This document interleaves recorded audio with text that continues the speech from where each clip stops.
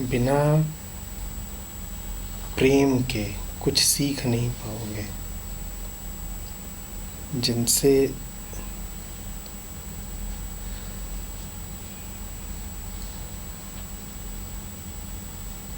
सीख रहे हो उनसे लेन देन का दुकानदार और ग्राहक का रिश्ता नहीं हो सकता।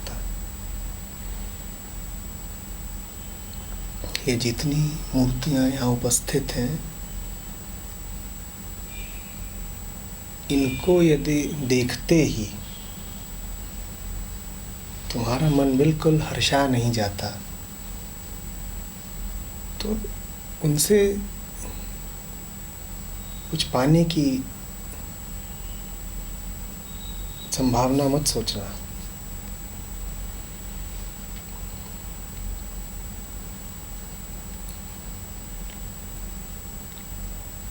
प्रेम पहले आता है, फिर बोध। प्रेम खिंचाव है।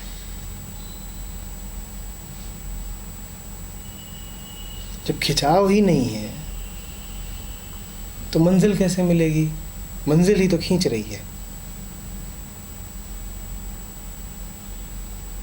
प्रेम पहले आता है।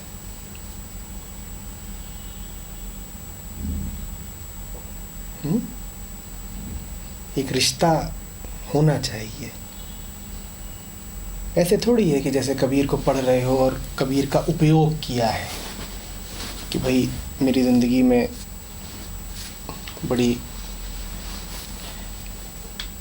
उथल पुथल थी, शंकाएं, ऊहापोह, कष्ट, तो साहब मैंने कबीर नाम की दवा का इस्तेमाल किया और मुझे फ़ायदा हो गया, और अब जब फ़ायदा हो गया है तो दवा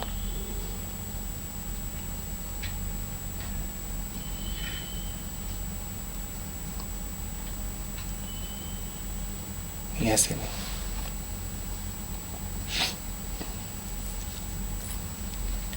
ऐसे नहीं होता। तुम जाते ज़रूर हो कबीर के पास कि बुद्ध, कृष्ण, जीसस, नानक, कृष्णमूर्ति, तुम जाते इनके पास भले ही इसलिए हो क्योंकि तुम्हें अपने कष्ट का निवारण करना था, पर निवारण इसलिए नहीं होता कि कष्ट केंद्रीय था। समझना बात को। जब तुम जाते हो तो कष्ट केंद्रीय होता है। कष्ट तुमको ऊर्जा देता है, दिशा देता है कि तुम किसी के पास जाओ, पर निवारण तब होता है जब कष्ट केंद्रीय रह ही नहीं जाता, और कष्ट का केंद्रीय न रह जाना ही निवारण है।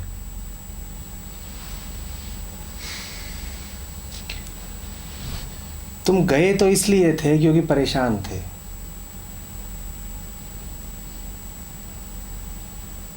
तुम उसके पास गए तो इसलिए थे क्योंकि तुम परेशान थे, और तुम्हें लगा कि वो तुम्हें कुछ दवाई दे देगा, तुम्हें परेशानी से मुक्ति मिलेगी। पर दवाई की छोड़ो,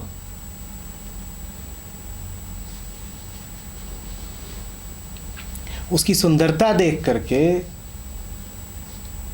तुम कष्ट ही भूल गए अपना। दवाई तो उसने दी ही नहीं, उसने बस प्रदर्शित किया अपने आप को, और तुम कहने लग गए कि क्या व्यर्थ में कष्ट को केंद्रीय बनाए बैठा था। बहुत छोटी चीज थी, कुछ बहुत बड़ा मिल गया, कष्ट भूल गए, और कष्ट का भूल जाना ही तो कष्ट से मुक्ति है। कष्ट की समाप्ति थोड़ी ही होता है, कष्ट का विस्मरण होता है।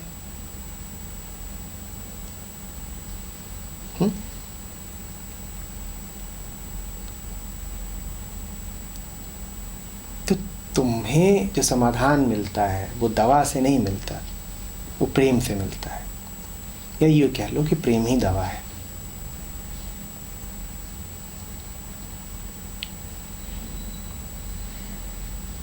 कबीर का कि लल्लेश्वरी का,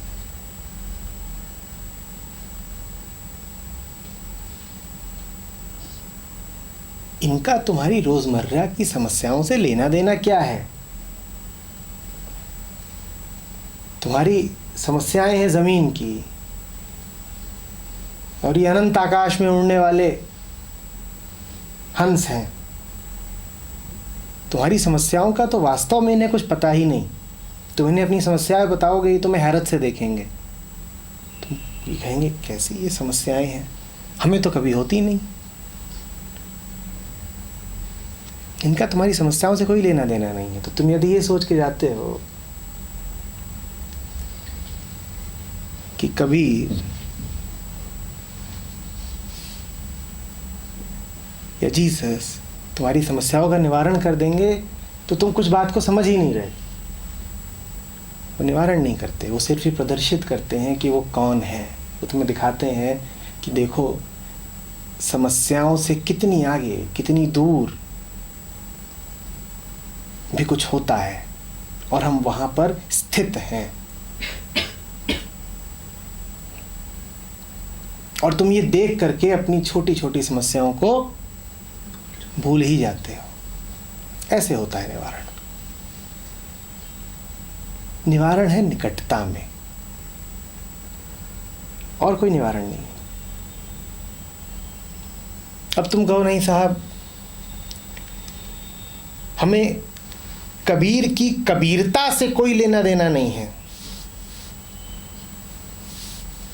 हमें तो कबीर से पर्चा लिखवाना है कि बताइए कौन सी गोली सुबह खाएं और कौन सी शाम को खाएं। कबीर का प्रिस्क्रिप्शन नहीं, कबीर की बीइंग से तुम्हें फायदा होगा। प्रिस्क्रिप्शन तो लेन देन वाला काम है कि तुमने शुल्क अदा किया और पर्चा लिया, ऐसे नहीं। कबीर से जिसने सीखा है उसने कबीरमय होके सीखा है, उसने कबीर के कबीरत्व से सीखा है, उसने कबीर के प्रेम से सीखा है। तुम बिल्कुल भी इस धोखे में मत रहना कि